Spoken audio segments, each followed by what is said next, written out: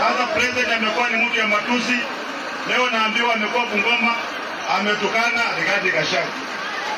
Rigathi Gachagua kazi yake ni kupeana mimba. Wanaume kazi yao ni nini kwani? Kazi yetu wanaume ni nini?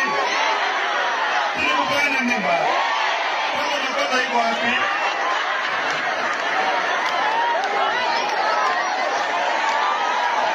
Hiyo makosa. Ndio. Anaingilia Eugene hapa, hii ni familia yake. Mambo ya familia Eugene inamuhusu nini?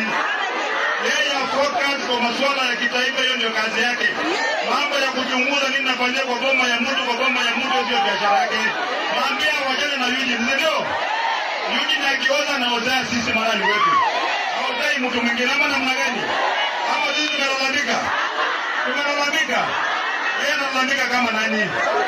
Mwambie wajane na Eugene ama namna gani? Yeye ni mtoto wetu kama